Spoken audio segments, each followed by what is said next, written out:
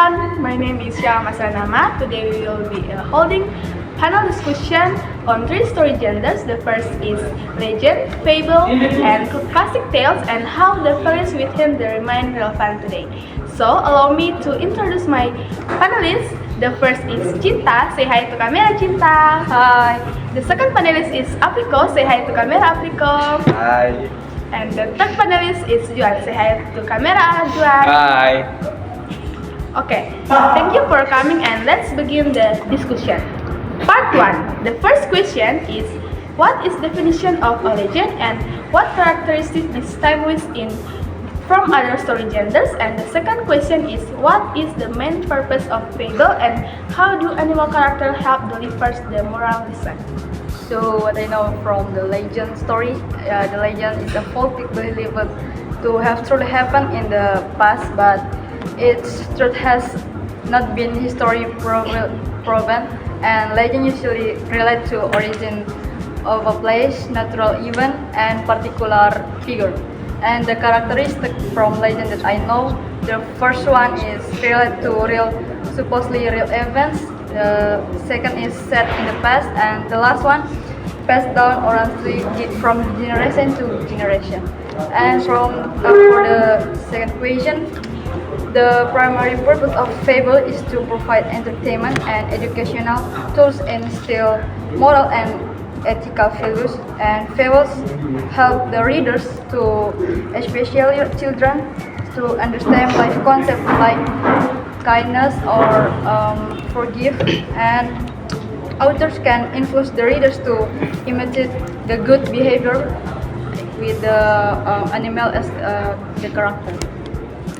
So what can we conclude from part 1 is legends provide insight into the origins of a culture, while fable teaches moral values in a simple. Part 2, the first question is, which fable did you choose? How do the animal character reflect human trait? And the second question is, which character from any of the story is the memorable to you and why? So the fable that I choose is the story about the mouse, deer, and crocodile. I think we know the story because it's the legendary story, and the characteristic from the character in the story. First one is the mouse deer. I see the shows a clever but also cunning attitude, but the crocodile show a greedy, trusting, and not clever.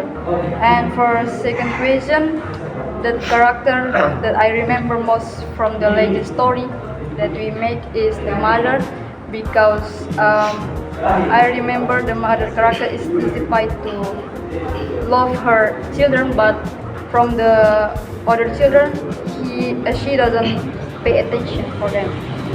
Okay, conclusion from part 2 is character is legend and fable reflect diverse human traits, good or bad, making the story more memorable. Part 3 question. The first question is, how do the three genders deliver their values, which is the most effective in your opinion? And the second question is, if the three stories were written in a modern style, what would change? Legends show their values, their character, the characteristics and the moral that we can see and we can. Fables show their values from the animal that had a human character. And the story from Outwritten show their values and the shape as legends, but because it has been written again, sometimes the values were shown through the moral that had been written in the story. For me, the best way to show the values is from the genre fable, because it was simple and interesting but can be understood well. The second question, if the three stories were rewritten in the modern style, what would change? The most significant change would be in how a character are present. The way the story is told would become more and less direct. So, conclusion from part 3 is, each gender has a different way of conveying values, but fables are considered the most easily understood. If rewritten in a modern way, the story would become more relevant without changing their core message. Part 4 is the first question is why should teenagers today still read legends? And the second question is are the moral in fables still relevant in modern life? Provide an example. Teenagers still need to read legends because legends contain cultural values, local identity, and moral lessons that help them understand the origins of their society. Example of heroism and the consequence of good and bad action. Legends also develop imagination, teach local wisdom, and help young people stay connected to their cultural roots in a modern world that is dominated by digital life. The question number two, are the morals in fables still relevant in modern life? So for me, my answer is yes, because the moral values in fable are still very relevant today because fable teach us in a simple way so we can understood well, and it teach us through animal with a human character. So it's been an interesting story for us to read and for us to understand well. And for the example, in the fable, the tortoise and the hare, the arrogant hare lose to the patient and persistent tortoise.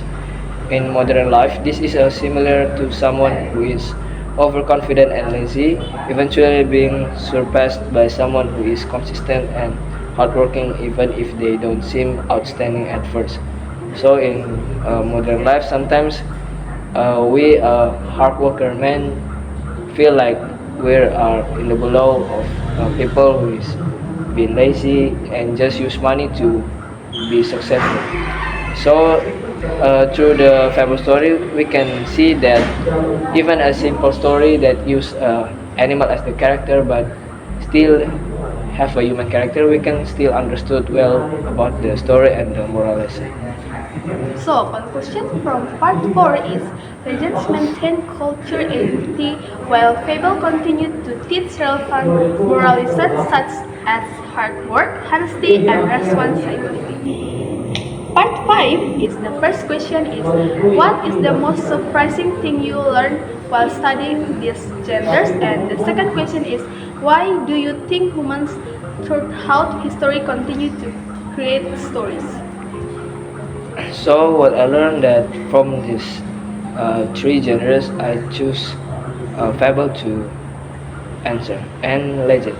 After I studied the legend material, I still ask why the author is often unknown. So some legend story, they just make a story without telling the author. So my question is just why most legend stories still the author is often unknown. And fable, what I learned from this genre is that you can make some complicated story be more simple with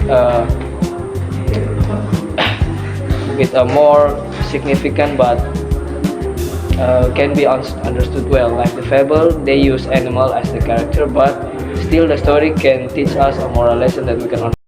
But still the story can teach us a moral lesson that we can understand well. And for the question number two, why do you think humans throughout history continue to create stories? So humans can continue to create stories because they help them understand the world. So from all stories in the world have a moral lesson that can teach us to be a good person and teach us new knowledge. So from story we can learn something new every day of the world, and not just to understand the world. Story can convey knowledge and build relationship with others. So story also serves as a means of expressing emotion, preserving life values, and providing entertainment and hope. And through stories, humans find meaning and explain experience that cannot always be expressed directly. So through stories, humans can find a new experience that they can practice in their real life, so they can be more productive and more successful. So story it's not just for fun thing to read, but it can be a lesson for you to do so you can improve yourself in the real life. So, conclusion from part 5 is story continue to be created because humans need a way to understand the world, confuse values, and build relationship. Stories are an important part of human identity. So, from today's discussion, we see the legends, fable, and classic stories remain relevant and valuable. Its gender contributes differently to shaping our understanding of culture, morals, and life. Thank you for the panelists and everyone who participated in this discussion. Bye-bye! Bye!